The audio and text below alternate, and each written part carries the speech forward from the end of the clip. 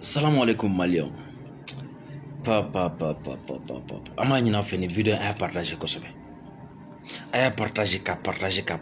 de Shuna. Aba kalama kuna nya fay ko Mali premier ministre ko ale de ko nga table ronde aka yamara ko non ko me ko abi takamala. Ja tara Nations Unies de la ONU la. O ka san yela ma ñogon yela. Shuna Shugeli discours de tenu Nations Unies la tiens là ni jugu kɛra zonzan a fɔ k'a tulo ka jan tiɲɛ yɛrɛ la discours ye cɛya discours ye tiɲɛ yɛrɛ la discours ye jagɛlɛya discours ye tiɲɛ yɛrɛ la discours ye a kɔrɔ de ko min bɛ anw fɛ a filɛ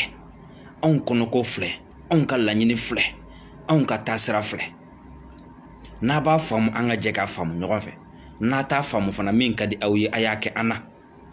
an kɔni bɛ yɔrɔ min na bi anw bɛ sa nin yɔrɔ in na yan parce que nin kɔrɔ de ko munumunu banna la an ye dɔ kɛ munumunu na tiɲɛ yɛrɛ la an ka tiɲɛ fɔ ɲɔgɔn ye sa n'u b'an fa sa u k'an faga n'u bɛ min kan na k'o kan na an tɔɔrɔ la sa Shogoli ka su na discours ye tiɲɛ yɛrɛ la mɔgɔ min n'i bɛ Mali fɛ n'i ye Mali kanu n'i y'a lamɛn i b'a dɔn k'a fɔ ko an ye bɔli minnu kɛ an ye laɲini minnu fɔ sincèrement ni Shogoli fɔra ɲɔgɔn kɔ fɛn caman na m'a ka fɛn caman kanu n y'a fɔ yan a ka fɛn caman ma diya n y'a fɔ yan a ka kɛlɛ caman ma diya n y'a fɔ yan nka peut-être bi mɔgɔ caman bɛna faamu k'a fɔ ko wallahi ni cɛ o cɛ n'i y'i jɔ Mali ye ko anw b'an jɔ ye wallahi peut-être bi mɔgɔ caman bɛna faamu ko cɛ o cɛ n'i ye Mali bila ɲɛma anw b'i bila ɲɛfɛ wallahi peut-être bi mɔgɔ caman bɛna faamu ko cɛ o cɛ n'i ye kɛlɛ kɛ nafaso in de ka fɛn dɔ kɛ ko Mali ka hɛrɛ b'a la i bɛna faamu bi de k'a fɔ ko anw b'i défend wa anw b'a fɔ k'a yira mɔgɔw la k'i ye fɛn dɔ kɛ wallahi ko ani kɛli ka kan i ni dɛmɛli ka kan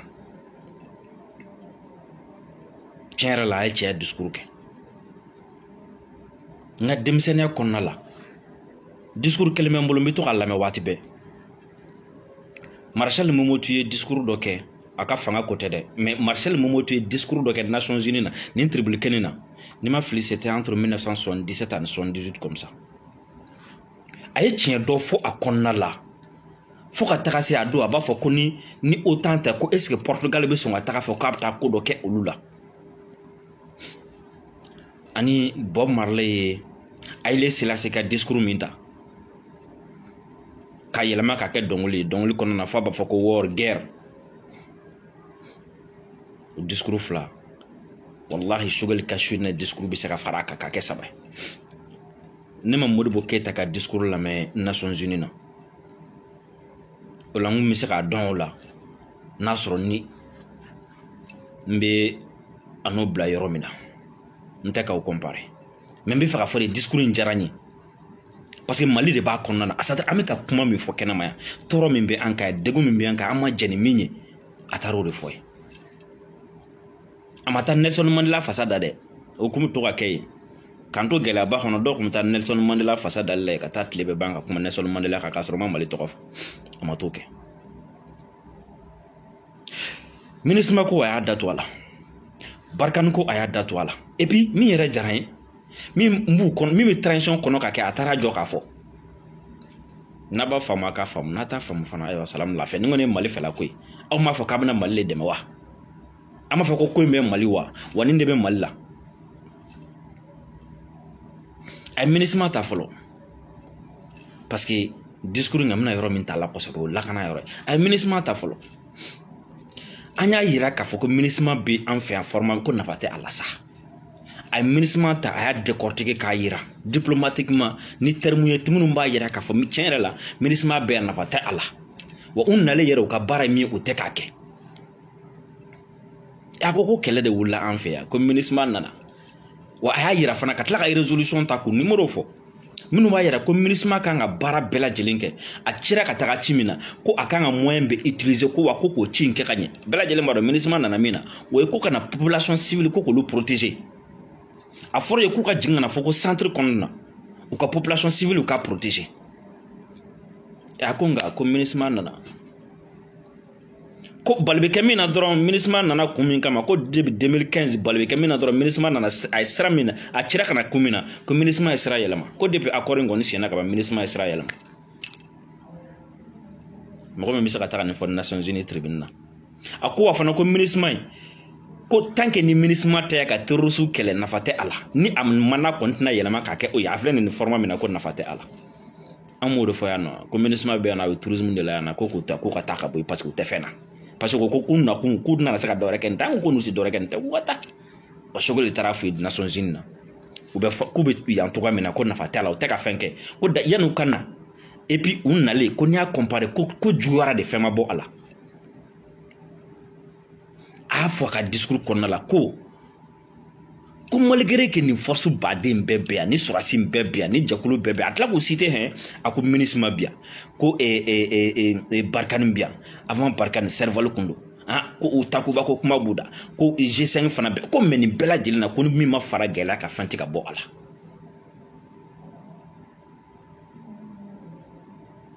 ay ni for Nations Unies tribunal e bajira ka fo ko ja mo be saka ti jo Nations Unies tribunal ka tien fo mo ye shugala ambi fu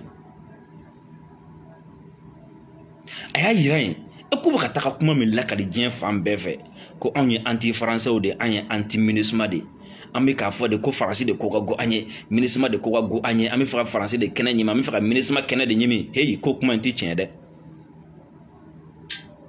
ko ci do de diro uma unana kun do la ko bela jere nya bala o kun te ka ke ako wala jamana dun ngalla nyini ni utika ke kuma ni jamana dun makuma kera to di ko ka fo am vera français kenade nyimi u am vera ministre ayede ko unana mina benye bala unna doni biche ko ni do ma fara gela ka fema bo ala ni doma fara problème ka fema bo ala ni doma fara saya ka fema bo ala derrière comme na wati mina yere an ko men niveau mina kan temono ka sana ko fo mali ko yere be ni kan noya jamo ko sika fo France ma Nations Unies tribunal ako wako femi partenariat yore anga taka irisife be anga taka shinfe ako ko barkan bien cadre min konnala ko ye Nations Unies ko dien mogo kam Mali journaldo ako France nana amna Mali deme donc ko imbi Mali ni France ani Nations Unies ni nyogonche ako ni France be ko ke France kanga nunu sababela ni to fla dado ala ni ko ye Mali autorité ya Nations Unies e ma France kelembeti sigilondo ka feno décider aérement ni do mi ajaba fa kabita ni do mi ajaba fa kabito ya ko olu fanatinu sigite ko France de nana kabina ta France bena taka olu do mogo be deme baka dola mi se kulu deme ka fendo ken wati konala ko jakwa do luka olu bi taka deme baka wara nyini ke ko France de kelen sigi ka fa kabita ama sara olu amu bunya al Nations Unies ra mo bunya donc olu fana bu wuli o taka deme baka wara nyini yira la donc wo yuri su ko ta ro jabi aya hakli to wala abe katande abe fotandi ni domi o jabia ni domi ajaba fa kabita e ko mo do de ya weli ni femi kada dom na abo ka ta saratigila ni kuma min kada dom na abo foti mata saratigila e ko tigi kana fenge o tenye de ko France ya fa kabita kabna ka bazu datugo olu tara de me ba wara nyinu wirala olu ta yala ka ta partenaire wara nyinu o ko rate ko lu anti français o ko rate ko mali anti français ou bien anti ministre ta nyo fawye ministre bi a joro tala una na min kama o te ka ke derrière ko yu to sira era chamanjala ka virage ke 90 degrés ka unna kunyera ko blasi sana ko be ko wala anu mo be mina nu teno ko ke ka ku kanga mali on famundi ka fara mali on ka mali on deme ako ko nyera bi rom na ko fo ke u ka sigi ko kade u ka sigi ko be ka fleli ka to mo ka fleli ka to wala fleli sa ka se ka mali ko infam jan mo be sa kan fu mali ko la san tuli ameta Nations Unies na ka se ka tata mena shishita bo foi watla ka seda fana bla place la ko CEDEAO bɛ min girin na i n'a fɔ nan bɔnnen don wulu tɔn na jakuma de tɔn na o t'a fɔ ten ko i n'a fɔ nan bɔnna jakuma tɔn na ko o CEDEAO kelen de y'a fɔ yan ko Mali kana farati ka taga élection na tuguni k'a sɔrɔ ko an ka kalafili sariya ko a ma yɛlɛma a ye nin fɔ Nations Unies de la ye ko CEDEAO de y'a fɔ kuma o CEDEAO kelen bɛ se ka n'i jɔ bi anw da la tuguni ko fo an ka taa kalafili la k'a sɔrɔ fɛn ma yɛlɛma a ko o de la olu bɛ fɛ ka kalafili sariya yɛlɛma ka organe unique sigi u bɛ fɛ ka assise yɛrɛ kɛ a kana kɛ mɔgɔ k'a kɛ bɛɛ ɲɛna Faransi ni yɔrɔ dira ma MINUSMA ni yɔrɔ dira ma CEDEAO ni yɔrɔ dira ma tiɲɛ yɛrɛ la discours in ka jan dɛ a kɔnɔ kuma ka ca nka n filɛ k'a kɛ dakuruya damadɔ dɔrɔn ye ka di aw ma pour que k'a fɔ a ye dɔrɔn ko c'est-à-dire cɛ ko ka di cɛ ye wallahi cɛ ko ka di cɛ ye an bɛ se ka an kana kuma ɲɔgɔn fɛ yɛrɛ an kana ɲɔgɔn y'an ɲɛna yɛrɛ ala an kana ɲɔgɔn ka existence dɔn yan mais karisa ye nin ko in kɛ nin ye cɛya ko ye an tɛ mɔgɔ ɲɛda lajɛ yɛrɛ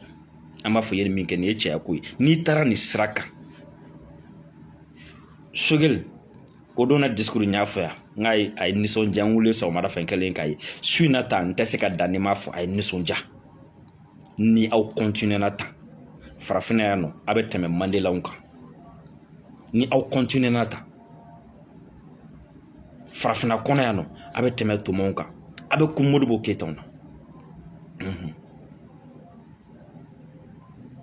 Asimi an bɛ Asimi fo kosɛbɛ tiɲɛ yɛrɛ la an bɛ Asimi fo o de la ni ɲɛmɔgɔ kɛra cɛ ye ni ɲɛmɔgɔ kɛra cɛ ye a bɛ kɔmɔgɔ kisi jitɔya ma ni ɲɛmɔgɔ y'i jɔ a bɛ saya nɛgɛ don kɔmɔgɔ la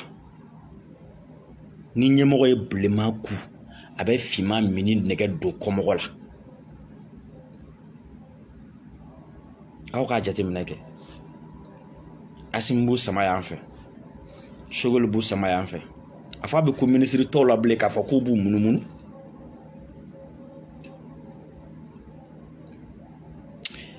ni ne tun ye Sogɛli na don dɔ n ko n bɛ taa kunbɛn aéroport la k'a fɔ ko monsieur le premier ministre i ka discours in a diyara n ye a bɛnna ma continuer tan n'i continuer tan histoire b'i tɔgɔ sɛbɛ ka fara farafinna garan kan hali diɲɛ garan kan histoire b'a kɛ parce que histoire tɛ ka mɔgɔ wɛrɛ tɔgɔ yɛrɛ tuni koyi a ye moment donné minnu sɔnna ka wuli k'u jɔ ko u bɛ jamakulu minnu kunna u bɛ jamakulu min na k'u ka kɛlɛ kɛ k'o ta k'o kɛ u ka kɛlɛ ye hali n'a sɔrɔ waati dɔ la n'u talonna hali n'a sɔrɔ waati dɔ la n'u filila o mɔgɔ minnu bɛ histoire kɛlen don k'olu de tɔgɔ mara an bɛ mɔgɔ minnu tɔgɔ mɛn histoire la c'est pas parce que k'u ma deli ka kojugu k'u ka diɲɛlatigɛ la dɛ c'est pas parce que k'u ma deli ka fili ayi parce que a ye moment donné u wulila ka responsabilité dɔ ta jama ye a ye responsabilité ye jama lase yɔrɔ dɔ la a ye jama lafiya ka se yɔrɔ dɔ la ani a ye hɛrɛ dɔ lase jama ma o de la histoire b'u tɔgɔ retenu nin ye Sogɛli ka discours filanan ye n bɛ k'a apprécier n'a continuera tan hali ni transition danna kalo 2 ma a bɛ se ka kɛ aw bɛ sɛgɛn kɔfɛ dɛ a bɛ se ka kɛ u b'aw tɔɔrɔ kɔfɛ dɛ a bɛ se ka kɛ u bɛ sɛgɛn sugu bɛɛ da aw kan dɛ parce que tɔɔrɔ sugu bɛɛ dara Modibo Keyita ninnu kan hali sini a tulo b'a la o tɔgɔ bɛ ka fɔ tɔgɔ sugu c'est-à-dire sɛgɛn da ye ka mɔgɔ faga ye an tulo bɛ mɔgɔ la Nelson Mandela san 20 ni joli y'a kɛ kaso la Tomaw fagara Patrice Lumumba fagara Modibo Keyita fagara bɛɛ aw fana bɛ se ka sɛgɛn parce que aw ye nin sira minnu ta cɛ si ma nin kɛ o de la n'an ma ninnu protéger ka bɔ nin jugu ninnu bolo quoi tant que u bɛ nin sira in kan an bɛ tila k'an tɛgɛ kin ka fiyɛ parce que an bɛ tila ka mɔgɔ ɲini tuguni san tan caman kɔnɔna la minnu bɛna nin ko ninnu kɛ an ye an tɛna n'a sɔrɔ n'a kun bɔra an ka minɛ n'an bolo fila ye mɔgɔ caman bɛna fɔ bi ko ko ja ni kun tɛ Sogɛli contre la an y'o de fɔ sa ko n'a sɔrɔ saya ye tiɲɛ cɛ kana sɔn ka sa a kuma sulilen n'a sɔrɔ ko saya ye tiɲɛ cɛ kana sɔn ka malo ka sa n'a sɔrɔ ko saya ye tiɲɛ cɛ kana sɔn ka siran ka sa I kumana i bɛ sa, i ma kuma i bɛ sa. I ye tiɲɛ fɔ i bɛ sa, i ma tiɲɛ fɔ i bɛ sa.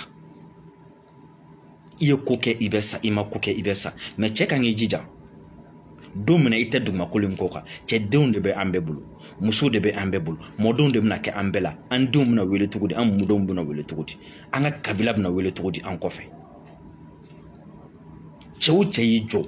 Occident fɛ, impérialisme fɛ, wallahi hali n'a sɔrɔ ni diɲɛ fɛn wɛrɛ bɛ ne cɛ, i ko bɛ sin ka diya ne automatiquement. Et puis cɛ o cɛ sɔnna ka jamana ko ta, jamanadenw hamina ko ye min ye, k'a ta ka taga fɔ. Parce que bibi na a bɛ farafinna jamana président min bɛ se ka t'i jɔ Nations Unies tribune ka diɲɛ bɛɛ ɲɛ kɔrɔ ka nin kuma sugu ninnu fɔ ɲɛ t'a la. Merci Shogel. A ye continuer tan. A ye continuer tan. N'aw continuer na tan. N'aw continuer na tan. Wallahi ɲɛdonna min bɛ ka kɛ Mali la a bɛ ban. Wallahi tubabu bɛ tila ka na boliboli daminɛ jamana in nɔfɛ a y'a fɔ ne de y'a fɔ a ka sɛbɛn k'a bila. U tɛ ne ka boli wuranda kɔ a dɔwɛrɛ tɛ koyi. Paul y'i jɔ a jɔyɔrɔ la. U bɛna tila ka boli an nɔfɛ n'a fɔ u bɛ ka boli wuranda nɔfɛ cogo min na n'an sɔnna k'an jɔ an jɔyɔrɔ la n'an ma jitɔya don a la n'an ma segin an kɔ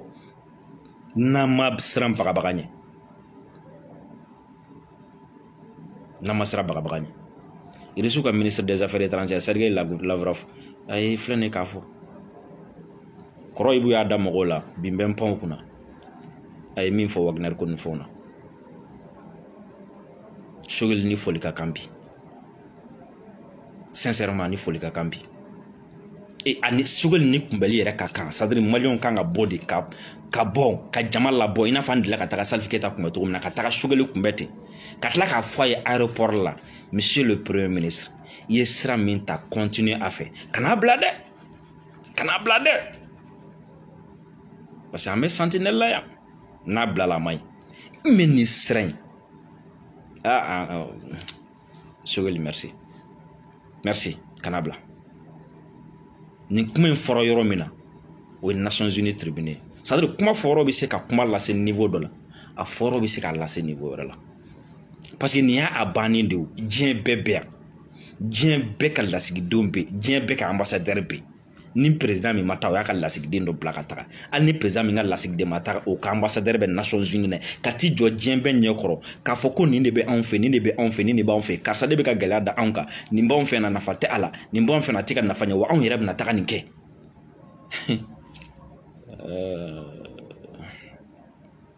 Bon dans ces 2 jours là ko caman bɛna bɔ a la parce que mɔgɔ minnu tɛmɛna u y'a essayé k'u b'olu faga de mɔgɔ minnu y'a kɔrɔbɔ kɔsɔn fɔlɔ u y'a essayé k'olu faga u sera ka dɔw faga.